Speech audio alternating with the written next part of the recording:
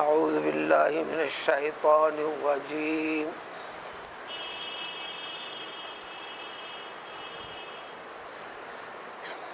قل من حرم زینة اللہ التي قل انما حرم ربی الفواحش ما ظہر منها وما بطن والإثم والبغي بغیر الحق وأن تشركوا بالله ما لم ينزل به سلطانا وأن تقولوا على الله ما لا تعلمون۔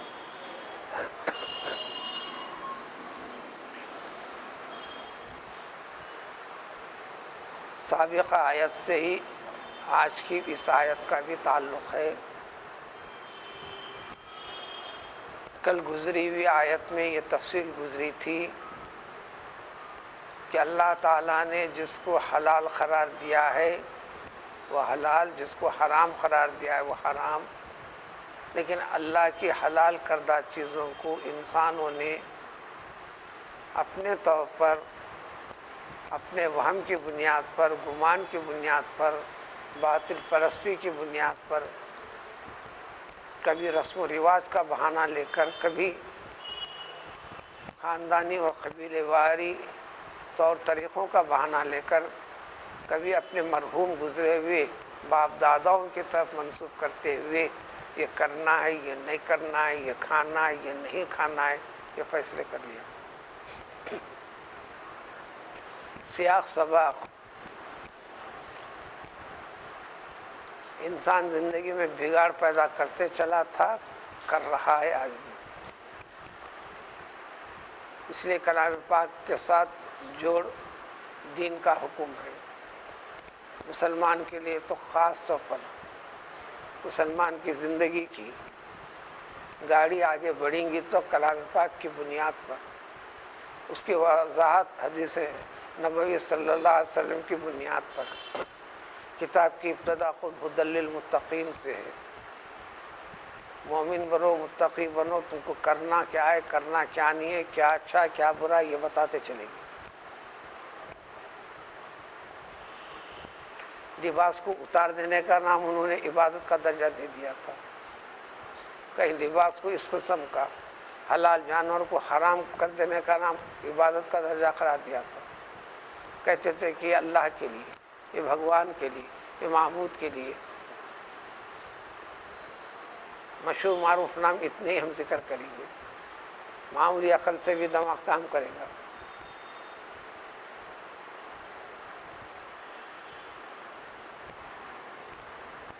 اپنے طور پر عکس کر لے کر اس درگاہ کے پاس یہ کھانا حلال، یہ کھانا حرام وغیرہ وغیرہ، بڑی طویل تفصیلات ہوں گی۔ تو بنیادی چیز یہ ہے کہ انسانوں سمجھ لو کہ انسان کی عقل کو کوئی دخل نہیں ہے دین والے معاملات میں۔ دخل اور تعلق ہے، اختیار اور اتھارٹی ہے صرف اسی کو جس نے کائنات کو پیدا کیا، صرف اسی کو جس نے تمہیں پیدا کیا۔ تو حلال اور حرام قرار دینے کا اختیار بندے کو نہیں ہے، بندے کو نہیں ہے، بلکہ یہ اختیار صرف اور صرف اللہ تبارک و تعالیٰ کو۔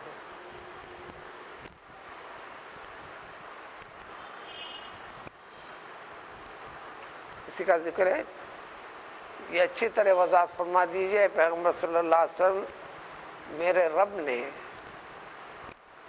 جو حرام قرار دیا ہے، تم نے جو حرام کر دیا وہ حرام نہیں، تم نے جو حلال کر دیا وہ حلال نہیں۔ اس لیے کبھی پورے دین کے خلاصے میں رسول اللہ صلی اللہ علیہ وسلم فرمایا، جو شخص ہمارے قبلے کو قبلہ یقین رکھتا ہو، ہمارے ذبیحہ کو حلال سمجھتا ہو، اس کے سوا والے طریقوں کو حرام سمجھتا ہو، وہ مسلمان ہے۔ تو میرا رب جو حرام کیا ہے، کن چیزوں کو حرام کرتا ہے؟ تمام فواحش کو، فاحشہ کی جمع فواحش، اردو میں بھی ذرہ بگاڑ کے استعمال کرتے ہیں، لفظ یہی ہے، تم نے فاش غلطی کی ہے، وہ ہے فاحش ہے، وہ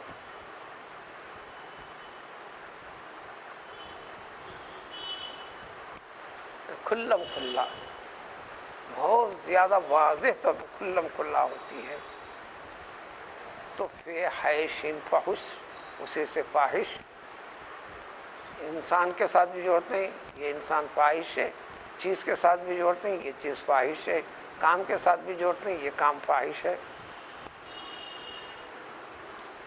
قرآن میں جگہ جگہ ان الصلاۃ تنہی عن الفحشاء والمنکر، یہی فاحش ہے۔ نماز عبادت وہ ہے جو ہر قسم کے کھلم کھلا علانیہ سارے برائیوں سے، بے حیائیوں سے روکتی ہے، اور منکر اللہ اور اللہ کے رسول صلی اللہ علیہ وسلم نے اس کو منع کر دیا، انکار کر دیا، ان تمام کی تمام چیزوں سے روکتی ہے، عملی طور پر اس پہ رکنا آنا۔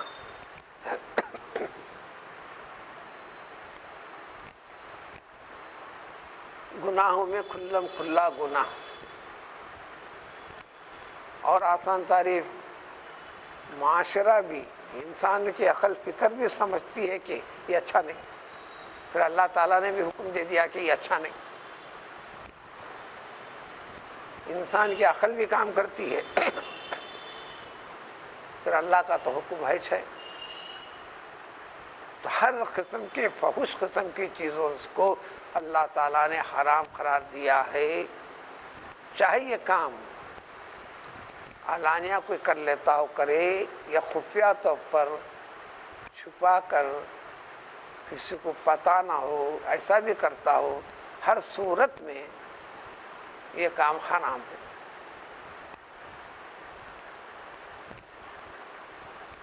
لفظ، اس کا ترجمہ، اس کا مطلب، تفصیل۔ اب کیا کیا گناہ دیکھتے چلیں۔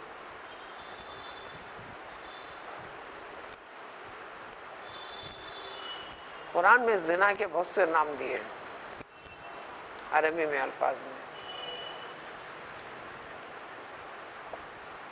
قریب سے قریب تر زنا کاری، جتنے گناہ کبیرہ جس کو بتائے ہیں اسلام بتاتا ہے، جھوٹ بولنا، شراب خوری، سود اور سودی کاروبار، جتنے گناہ، شرک تو سب سے نمبر 1 پر ہے۔ تو ظاہر ہو کے باطن، خفیہ طور پر ہو کے کھلم کھلا، اللہ تعالیٰ ان چیزوں کو حرام قرار دیا ہے۔ پھر وضاحت، والاسم، گناہ کو بھی، جس کو چھوٹے گناہ کہتے ہیں، یہ چھوٹی چیزیں ذریعہ بنتے ہیں ان بڑی چیزوں تک جانے کا۔ ہر قسم کے گناہ، شراب کے ناموں میں سے بہت سے نام ہیں، اس میں سے ایک الاسم بھی گناہ ہے۔ شراب پیا، عقل ٹھکانے پہ نہیں رہی، اس کے بعد سب کچھ کرنا اپنے طور پر، اس کیفیت کے اندر گالی دینا جائز سمجھ لیا، مار دینا جائز سمجھ لیا، کچھ کا کچھ کرنا کر لیا۔ دوسرے،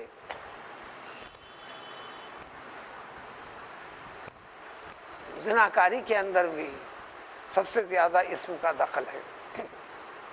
والبغی، بغاوت، حد سے تجاوز کرنا، شرارت، بغیر حق، ناحق کے کسی کے اوپر زیادتی کرنا، یہ وہ چیزیں تمہارے رب نے تمہارے پر حرام قرار دیا ہیں۔ ساتھ ہی ساتھ یاد رکھنا، وَأَن تُشْرِكُوا بِاللَّهِ مَا لَمْ يُنَزِّلْ بِهِ سُلْطَانًا، شرک، بت پرستی وغیرہ ساری چیزیں، کھلم کھلا واضح طور پر اللہ کے ساتھ کسی کو شریک ٹھہرانا، ظاہری طور پر عبادت میں جیسا بت پرستی کرنا، یہ بغیر کسی ذہن کو کھپائے کے معمولی ذہن سے سمجھ میں آنے والی بات ہے، ورنہ شرک والی چیز کا بہت بڑا مفہوم، بڑی طویل تفصیل ہے۔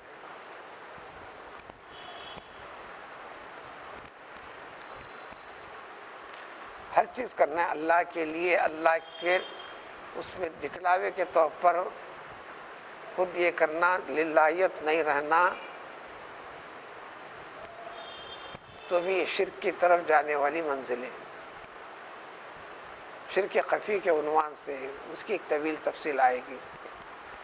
ایسی چیزیں شرک جس کے اوپر اللہ تعالیٰ نے کوئی دلیل قائم نہیں کی، کسی نبی کے ذریعے سے آج تک نہیں بولے اللہ تعالیٰ، کسی مقدس کتاب کے ذریعے سے انسان کو اس کا پتہ بتا ہی نہیں، پھر بھی انسان اس کے پاس پورا ٹھیٹ ہو کر، مضبوط ہو کر، سینہ تنا کر آگے بڑھ کر اس کو عبادت کا نام دے دیا، اللہ تعالیٰ کے ساتھ شریک ٹھہرا کر دیا، شرک والی چیزوں کو اختیار کر لیا، یہ حرام ہو گیا۔ ان حرام چیزوں میں سے جو تمہارے رب نے جو تم پر کیا ہے کہ اللہ کے خلاف میں جو اللہ تعالیٰ نے نہیں فرمایا وہ چیز کہہ دینا کہ اللہ کا منشا یہ ہے، اللہ کا حکم ہے۔ پچھلی آیتوں میں اس کی وضاحت گزری تھی۔ ایسے بہت چیزیں برے کام کرتے کیوں ہو اور کرتے کیوں آ رہے ہو، تو کہہ دیا انہوں نے طریقہ زمانے سے چل رہا ہے، خاندانوں میں، قبیلوں میں، ہم میں، عادت میں، ہماری قوم میں، ہمارے ایریے میں، ہمارے علاقے میں وغیرہ وغیرہ۔ تو مطلب ہوا کہ اللہ تعالیٰ کا ہی فیصلہ ہے، اللہ کا حکم ہے، واللہ امرنا بہا کے الفاظ سے بات گزری پچھلے 3 آیت پہلے۔ اسی سے جو قرآن میں ایسی ہے، حدیث ایسی ہے، دین میں ایسی ہے، ہونگا کی بنیاد پہ یہ نہیں، یہ بھی جھوٹ ہے۔ اگر ایسی کہی جانے والی چیزوں میں ولو بالفرض اتفاق سے جو آپ نے کہہ دیا عین قرآن کے موافق ہوگا، دین کے مطابق ہوگا، ابھی تو جھوٹ ہے۔ دین کی ہر چیز یقین کے ساتھ، اندازے والی بات نہیں۔ اس لیے کمال درجے کا علم رکھنے والے کو بھی پورا یقین ہونے کے بعد کہنا ہے۔ امام اعظم ابو حنیفہ رحمۃ اللہ علیہ نے اپنی زندگی میں ایسے 22 مرحلے گزرے، جو مسئلے میں مسئلہ آیات اور حدیث کی بنیاد پر نکالنے والے فوراً جواب نہیں دیے، کہہ دیے کہ لا ادری، مجھے معلوم نہیں تھا، ٹھہرو۔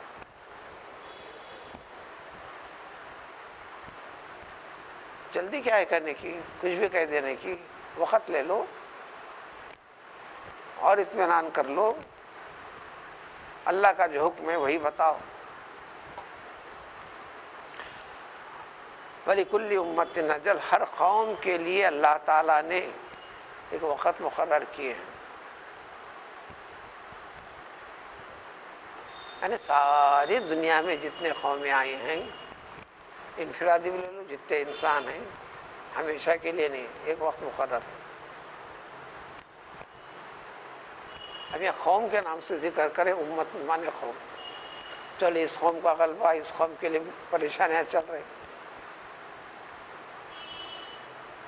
یہ کبھی یہ غالب تھے، کبھی وہ مغلوب تھے۔ وَلِكُلِّ أُمَّةٍ، ہر ایک کے لیے ایک وقت اللہ کی طرف سے مقرر ہے۔ جب وہ وقت آ جائے گا تو وہ ایک لمحے کے لیے بھی اجازت طلب کریں گے، ذرا رک جائیے، رکنے والی بات نہیں، ذرا آگے بڑھائیے اس کو، آگے بڑھنے والی بات نہیں، فوراً فیصلہ ہو جائے گا، موت آ جائے گی، فوراً فیصلہ ہو جائے گا، عذاب آ جائے گا، فوراً فیصلہ جاری ہو جائے گا، بربادی طاری ہو جائے گی۔ یہ سب مفہوم ہے۔ لہٰذا اے انسانوں سے مسلمانی نہیں، یا بنی آدم، اے انسانوں، اے آدم کی اولاد، دیکھو تمہارے پاس رسول آئیں گے، سب سے کہا گیا، رسولوں کا سلسلہ بند ہوا، آج بھی آپ کو فرمانا ہے۔ رسول ایک شریعت کی اصطلاح ہے، رسول بواسطے شریعت لغت کے ایک اصطلاح ہے۔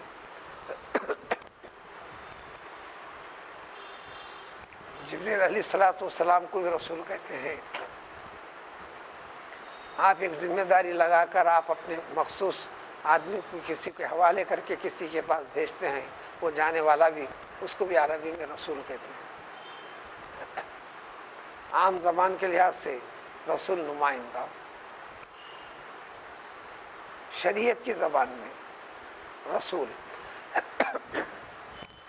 اللہ تعالیٰ کی طرف سے نمائندہ بھی ہے، اللہ تعالیٰ کی طرف سے پیام رسانی ہمیشہ آپ تک ہے۔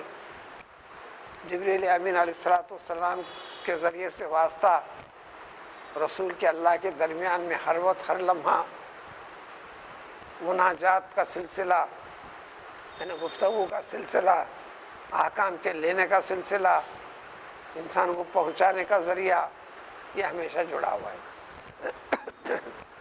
تو رسول اکرم صلی اللہ علیہ وسلم کی رسالت کے اوپر اب اس ذمہ داری کو آگے بڑھاتے ہیں۔ ہر رسول کے بعد ایسا بڑھائے ہیں، کنتم خیر امت اخرجت للناس، اے ایمان والو تمہارے اوپر بھاری بھرکم ایک ذمہ داری ہے، یعنی دین کے سمجھنے کے بعد، ان کی چیزوں کے کرنے کے بعد اب وہ ذمہ داری اس کو پہنچا دینا ہے دین کی۔ تو اس لحاظ سے بھی ہر وقت ہر لمحہ تمہارے پاس یہ چیزیں آتی رہیں گی، اور یہ لوگ آ کر میرے آیتوں کی، میرے احکام کی وضاحت اور تفصیل تمہارے سامنے پیش کی جاتی رہے گی، یقص و نام تفصیل کے ساتھ بیان کریں گے۔ تمہارے پر ذمہ داری ہے سمجھنا، فمن اتقی، جو اختیار کرا، خوف رکھا، جھوٹ جیسی چیزوں سے بچ جائے گا اور سدھر جائے گا، اپنے آپ کو ایمان کے لحاظ سے، عقیدے کے لحاظ سے، فکر کے لحاظ سے، عمل کے لحاظ سے، تو اب اس کے اوپر کوئی ڈر کی بات نہیں، خوف نہیں ہے۔ دنیا میں بھی اطمینان رہے گا، تکلیف کی حقیقت سمجھے گا، طرز خداوندی بندے کے ساتھ جو ہے اس کو سمجھے گا، آخرت کی بات وہاں سب حیران پریشان رہیں گے۔ یہ اللہ تعالیٰ کی نعمت میں منہمک، مشغول و مصروف ایسے رہیں گے، یہ ڈر کیا چیز ہوتی ہے، رنج کیا چیز ہوتی ہے، یہ حیبت کیا چیز ہوتی ہے، یہ سب ان ایسے بندوں کے لیے ختم رہے گی، اور وہ ہمیشہ والی زندگی۔ لیکن جو لوگ ان ساری چیزوں کے باوجود اس کو یقین نہیں کریں گے، عمل نہیں کریں گے، اس کے خلاف کریں گے، اس کو لفظ یوں ذکر کیے، جو ہماری آیتیں، جو ہمارے احکام، جو ہمارے طریقوں کو جھٹلائے گا، ہاں دیکھیں گے استقبال، اس کے ساتھ پرواہ نہ کر لاپرواہی کا مظاہرہ کرے گا، اسی کو کہتے ہیں تکبر، اپنے آپ کو بڑا سمجھنا۔ یہ سنے بول کے کرنا کیا، یہ سننا کیا، انہوں کہے بول کے کرنا کیا، اس کو بولتے ہیں تکبر، اپنے آپ کو بڑا سمجھنا۔ انا ان آیتوں سے، ان احکام کے اس میں اولئک اصحاب النار، ایک اصول قاعدہ بھی بتا دیے، میں جنت کی طرف ہوں یا جنتیوں کے کاموں کی طرف ہوں، یا دوزخ کی طرف ہوں یا دوزخیوں کی فکر کی طرف پڑا ہوا ہوں، طریقے کو اختیار کیا ہوا ہوں، یہ سارے اصول بتا دیے، تو سمجھ لو یہ کیفیت کسی کے اندر ہے، تاجی دوزخی یہی تو ہے نا، یہی لوگ دوزخی ہوتے ہیں۔ اگر نہ پلٹے، توبہ نہ کرے موت سے پہلے، تو ہم فیہا خالدون، آخرت میں ہمیشہ ہمیشہ کے لیے دوزخ میں رہیں گے۔ حکم بتانا، طریقہ بتانا، پھر خوف بھی پیدا کرنا، یہ کلام پاک کا کام ہے۔ مان لینے کے والے کے لیے، اس کے لیے اللہ تعالیٰ کی بشارت میں خوشخبری سنانا۔ اب ان آیاتوں سے عذاب کے تذکرے، آخرت کا تذکرہ، حساب و کتاب کا تذکرہ، جنت اور دوزخ کی تفصیلات کی بحثیں ان آیاتوں سے اگلے کئی آیاتوں تک تفصیل، حساب و کتاب کا، جنت اور دوزخ میں تقسیم کیے جانے والے لوگوں کا تذکرہ، اس کی تفصیلات آتے رہیں گے۔ سبحان اللہ۔